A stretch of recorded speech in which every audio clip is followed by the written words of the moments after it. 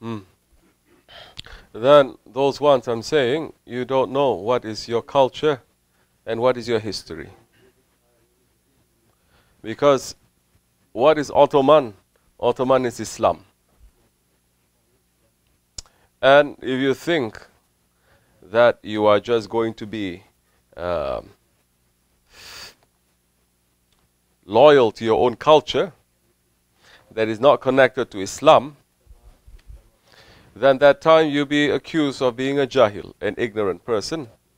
Because when truth is coming, you're not accepting the truth, but you're accepting what has been passed down for generations according to your understanding, according to your knowledge. Then that time there's going to be a big conflict and it's not going to be good. No one is forcing you.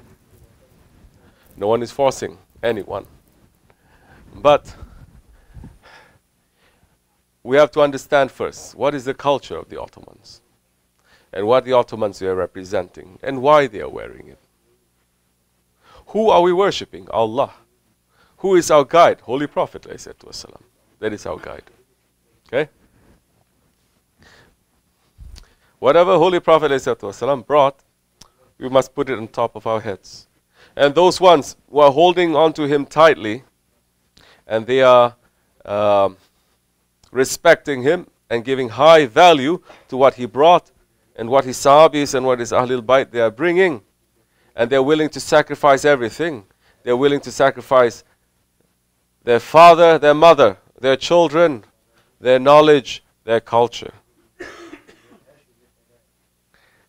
Sacrifice everything for the sake of that Prophet. Those ones, definitely, they must be on top of our heads too. How a man can say you are forgetting your culture? What is your culture anyway?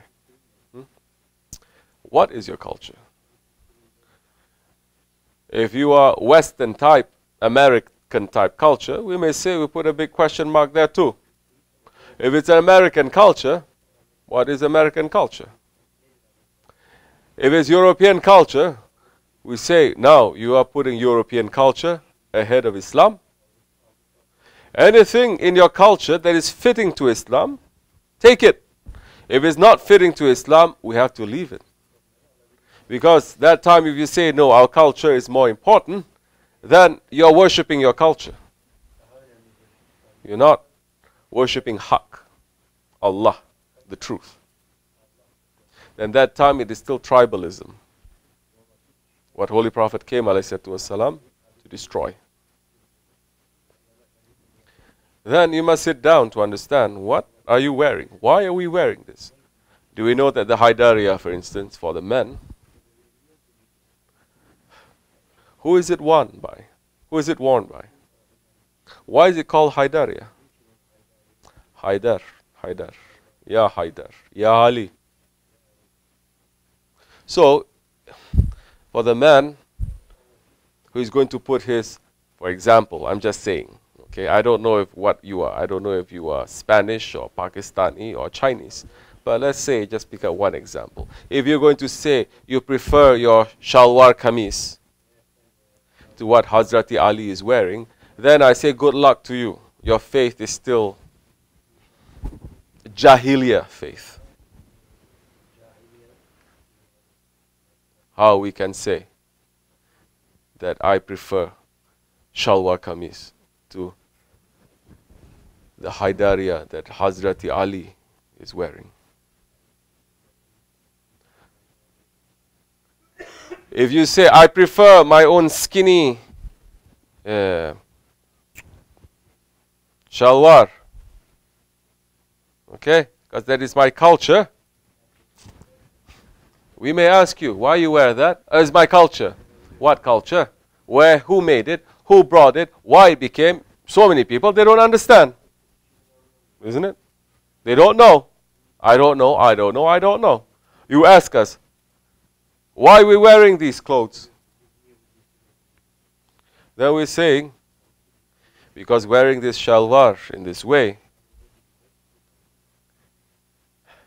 this is the sunnah of Hazrati Ibrahim alayhi salam. Hazrat Ibrahim alayhi salam sunnat used to wear this. He used to wear this. So we are wearing it. You don't know why you wear those skinny ones or this ones or that ones. We know. And we're putting Hazrat Ibrahim's alayhi salam's way of dressing above everything else. Why are we wearing turban? There's so many different kinds of wearing turbans too. Anytime, any kind that you want to wear, you can wear. It's okay. But man may say, no, I don't like to wear turban. I want to wear my own cultural thing. Then we say, good luck to you.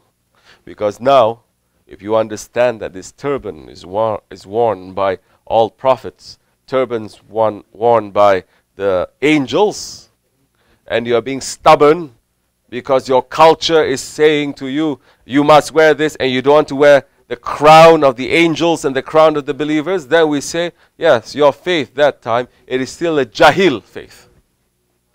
Until you come out from that ignorancy, and then you say, you know what? There are things that are higher than my culture. What is higher than our culture? It is what Allah and His Prophet puts high. Then that time, we're going to look not at our culture too. We're going to look at also other cultures and see who has it that is closer and higher to the Holy Prophet, ﷺ, that is more blessed. We're going to take from that. And that has always been Islam. That has always been, especially the Ottomans. They look around everywhere and they take only the best. They were not worshipping and idolizing their culture too. Don't say this is Turkish. It is not Turkish.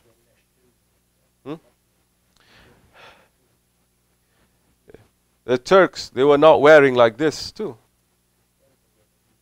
Before Holy Prophet ﷺ. They were wearing completely different.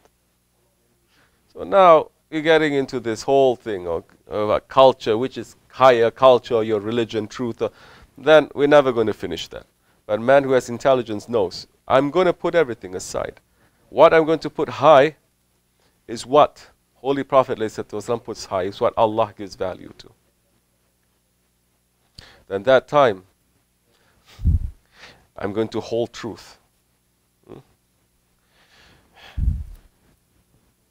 Of course, there are different styles of Islamic clothes. Every Muslim country, they may have. And we say, go ahead, do it. We're not forcing anyone to dress like this too. But once you dress like this, you will love it. We have one guy coming, and he's loving it to wear. Because now, you stand to understand, because the clothes now is not just cultural, it comes with spiritual value. It has so much blessings in it. It's not empty. It is not a fashion. It is not Islamic fashion. Okay? Especially during the Ottomans' time, everything that they do, it is started not by fashion houses, by designers. Okay? It is started by awliya Allah. Started by the Sahabis. Started by the prophets. So everything that we are doing, that the Ottomans that they are doing, it is with the direct blessing of Allah and His Prophet. It is not through kafir way, okay, or cultural way that is pre-Islamic. Then you are, once you enter into that jungle of nationalism, you're never going to come out of it. Then man may say, well, why I have to recite the Quran in Arabic? Don't think all these questions just came now. It came so many years ago.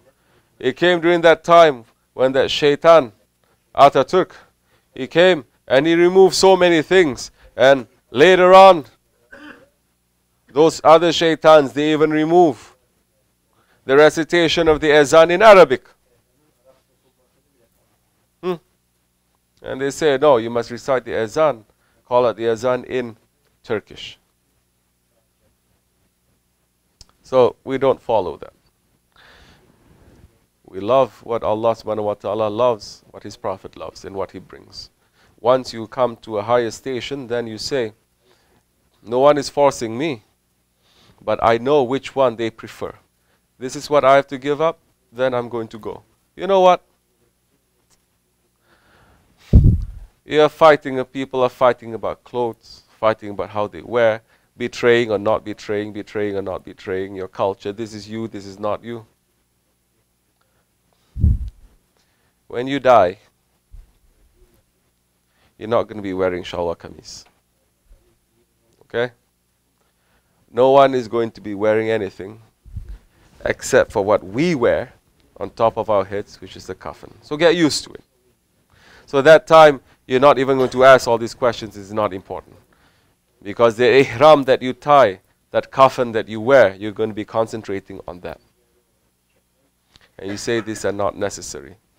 This is not what gives me identity. What gives me identity is what Allah and His Prophet, they love. Alhamdulillah, we love this identity. I'm willing to give up anything for the sake of that. And the Ottomans, they were the defenders of Islam for over 700 years. No dynasty except for Khulafai Rashidin can ever be higher than them. So, biz Osmanlis, pek şanlıyız. Selamun Aleyküm.